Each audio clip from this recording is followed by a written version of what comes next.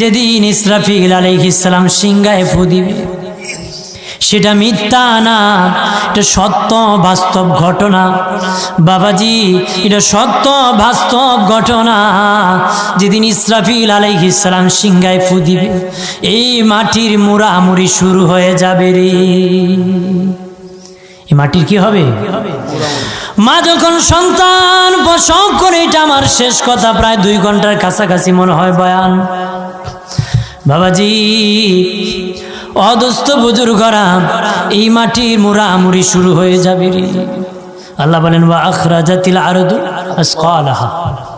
মা যখন মুড়ামুড়ি করতে করতে সন্তান প্রসব করে, এই মাটি মুড়ামুড়ি করতে করতে করতে করতে এই মাটির ভিতরে যত সম্পদ ছিল সব পেটে পেটে বের হয়ে যাবে।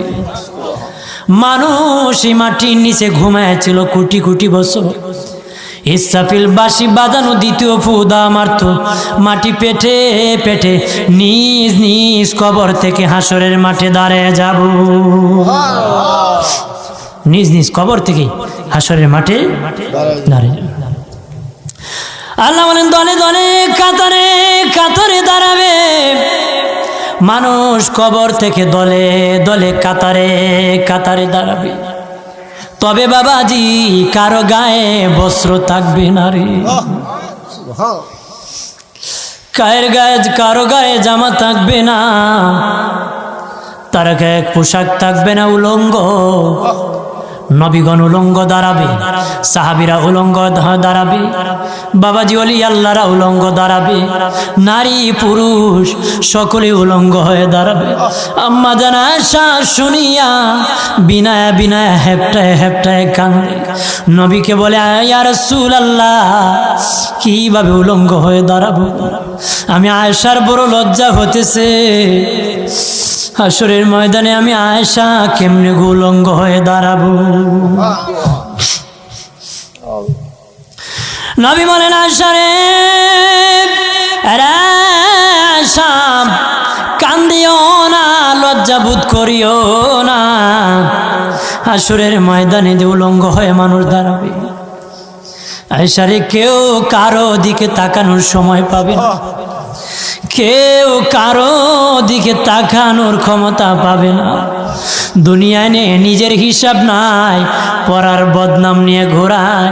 নবী বলেন আয়েশা হাসরের দিন কেউ কারো দিকে তাকানোর সময় পাবে না, নিজের আমল নামা নিয়ে নিজে হাঁটতে হাঁটতে ঘুরতে ঘুরতে পেরেশানি হতে হতে 50,000 বছর চলে যাবে। আম্মা জান আয়েশা বলেন ইয়া রাসূলুল্লাহ,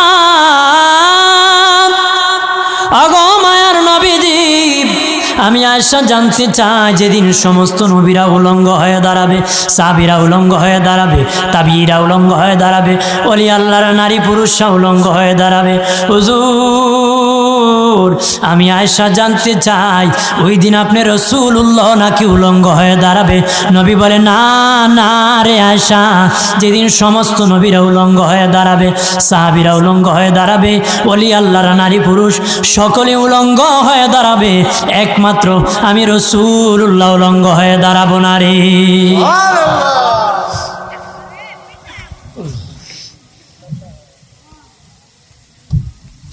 আমার দিনের নবী বলেন আয়েশা রে একমাত্র আমি উলঙ্গ হয়ে দাঁড়াবো না। আল্লাহু আকবার বলেন না। মা আয়েশা বলেন ইয়া রাসূলুল্লাহ, ও মায়ার নবীজি আপনি কি পরে রওজা থেকে দাঁড়াবেন, কি পরে হাসরের মাঠে দাঁড়াবেন? নবী বলেন আয়েশা আমি হায়াতুন নবী, আমি জিন্দা নবী, আমি হায়াতুন নবী, আমার কাফনের কাপড় কানা হায়াতের কাপড়। ইসরাফিল যেদিন বাঁশি বাজায় দিবে সেদিন আমি আমার কাফনের কাপড় পরে দাঁড়ায় যাব। মা আয়েশা বলে ইয়া রাসূলুল্লাহ জান্নাতি পোশাক কে সর্বপ্রথম পাবে, কে পরবে?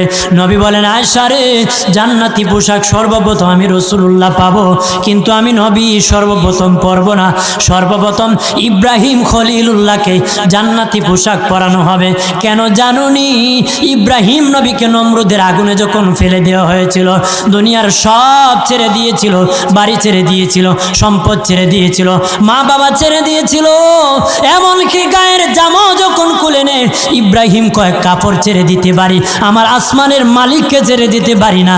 ওই দিন আল্লাহ ইব্রাহিমের সাথে অঙ্গীকার করেছিল, ইব্রাহিম আজকে তোমাকে সকলের সামনে উলঙ্গ করে লজ্জায় ফেলে দিয়েছি ইব্রাহিম, তারপরে তুমি আমাকে ছাড়ো নাই। আমি কিয়ামতের দিন সকলের সামনে মুসলমান, বেঈমান, কাফের, নাস্তিক যারা তোমাকে উলঙ্গ করেছিল তাদের সামনে আমি আল্লাহ আনুষ্ঠানিকভাবে তোমাকে কাপড় পরায়া দিব। আমার বানের বাবাজি খেয়াল করেন, ভালো করে, কাতারে কাতারে মানুষ দাঁড়াবে। আম্মা জান আয়েশা বলেন নবীজি হাসরের ময়দানে কত কাতার মানুষ হবে গো? নবী বলেন আয়েশা হাসরের ময়দানে মানুষ 120 কাতার মানুষ হবে। কয় কাতার? আয়েশা রে, হাসরের ময়দানে 120 কাতার মানুষ। আয়েশা সিদ্দিকা বলেন ইয়া রাসূলুল্লাহ, আমি জানতে চাই আপনি রাসূলুল্লাহর উম্মত কত কাতার হবে? নবী বলেন আয়েশা আমি রাসূলুল্লাহর উম্মত একাই 80 কাতার হবে।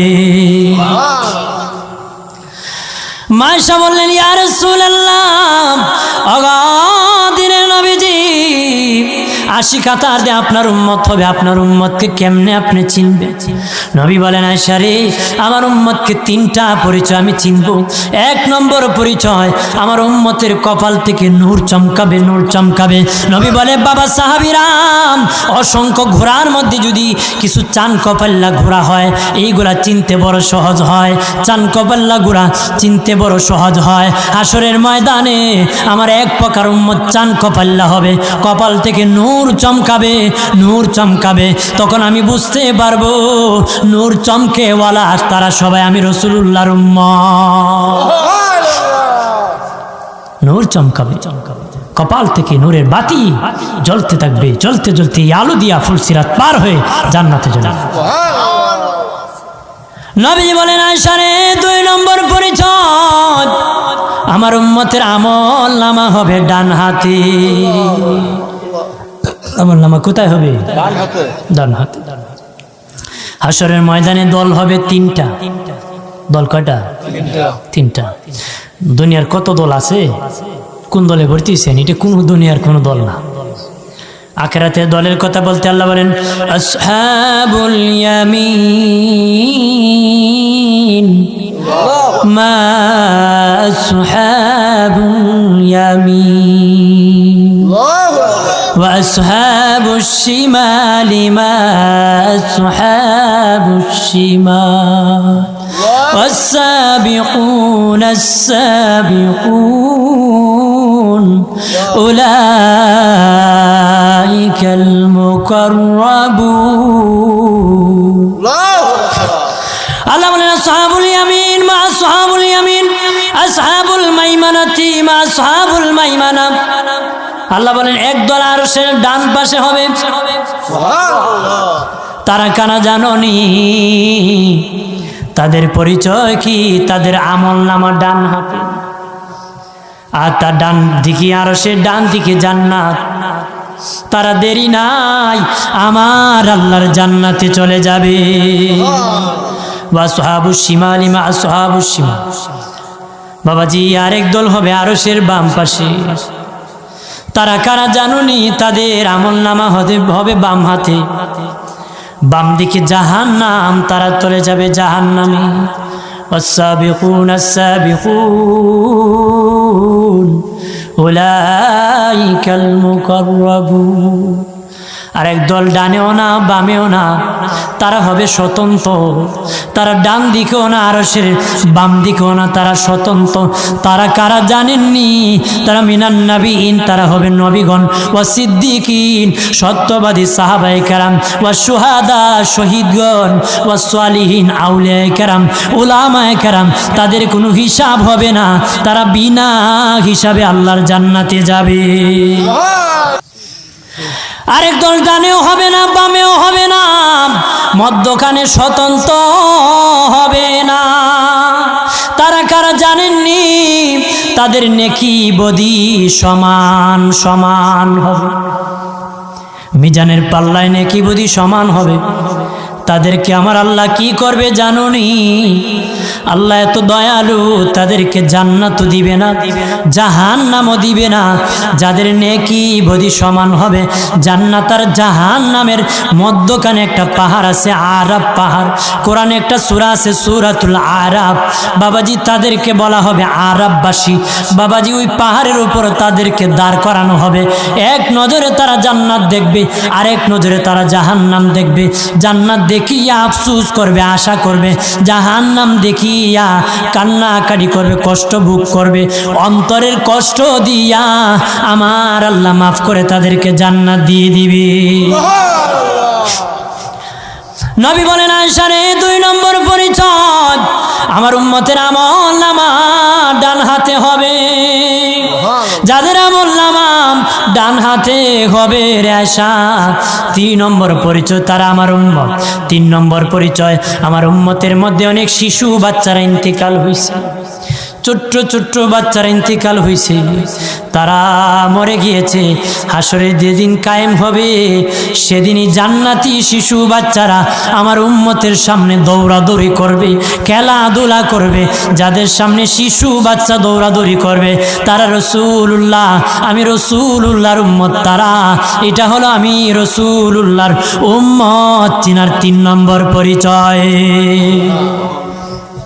উম্মত চিনার 3 নম্বর পরিচয়। হাসরের ময়দান ভয়াবহ অবস্থা, কেউ কারো দিকে তাকাবে না, কেউ কারো দিকে সহযোগিতা করবে না, কেউ কারো কথা শুনবে নাকি? কেউ শুনবে না। এই জন্য হাসরের ভয়াবহ মোকাবেলা করবেন। রাজি আছেন? যদি কোন রাজি আছে, আমরা মোকাবেলা করতে হবে কি দুনিয়ার থেকে। শেষ বিচারের ভয় অন্তরে থাকতে হবে। কথা বলেন না? শেষ বিচারের ভয় অন্তরে কি থাকতে হবে। শেষ বিচারের ভয় যদি অন্তরে না থাকে, কোনোদিন ভালো মানুষ আপনি হতে পারবেন না। একজন যুবক ভাই মইনুল ভাই আমাকে খুশি হয়ে 500 টাকা দিয়েছে। আপনারা বেজান না খুশি? আমিন। ধরে কম আমারে দিছে নাকি? আলহামদুলিল্লাহ। হাজিরিন, এই হাসরের ময়দানে হিসাব হবে না? হিসাব হবে না? আমার প্রাণের বাবাজি, কেমন হিসাব হবে? মারাত্মক হিসাব। কেউ যদি কারো 1 পয়সা পাওনা থাকে, 1 পয়সা যদি দুনিয়ায় পাওনা আদায় করে না যাও, কিয়ামতের দিন মিজানের পাল্লার কাছে 700 রাকাত নামাজ তোমার কেটে নেওয়া হবে। কয়শো রাকাত? 700 রাকাত নামাজ কেটে নিব 3 পয়সার বিনিময়। কয় পয়সা? 3 পয়সার বিনিময়। কত টাকা খাইছে? কত বাদামালার বাদাম খাইছেন? দেখি দেখি টেস্ট কিনা, ড্যাম কিনা, বাজা কিনা। খায় কয় ভেরি টেস্টি, খায় ফিরছে আর কি খাবো। আঙ্গুরের দোকানে মিষ্টি না চুকা, এই যে টেস্ট করতে করতে বেটা 4 দোকান থেকে 250 গ্রাম খেয়ে ফেলছে। আমার বাবার দোকান মিয়া। আসরের মধ্যে আঙ্গুরওয়ালা আর বাদামওয়ালা বুটওয়ালার পিছনে ধরতে ধরতে কোমরে জোড়া ছুটাই দিবে, জীবন শেষ করে দিবে। বাবার কোটি টাকা ইনকাম করেছো, খরচ করেছো, সামান্য একটা বাদাম খেয়ে হাসরের দিন বাদামওয়ালার পিছু ধরতে। চিন্তা কি করেছো? টাকা দিয়ে কিনেছে 30 টাকার বাদাম, এর আগে 2টা ওজনেও আনে নাই, দামও দেয় না। হাসরের ময়দানে 2 বাদামের জন্য বাদামওয়ালার পিছু ধরতে হবে। সে বেটার তো এই সময় খুব ধর, কারণ এই দিন তো আর পথ নাই, কারা দিকে ধরবে ও। এই জন্য বায়দনে বলি বিদায়ের আগে লেনদেন পরিষ্কার করবেন, মানুষের লেনদেন আদায় করবেন। যারা সন্তান আছেন বাবা মরলে লেন আদায় করবেন, লেনদেন টাকা পয়সা আদায় করবেন। এইগুলা সম্পদ আদায় করে যেন আল্লাহ আমাদেরকে জান্নাতি বানায় কবুল করে। জোরে বলেন আমিন, আর জোরে বলেন আমিন।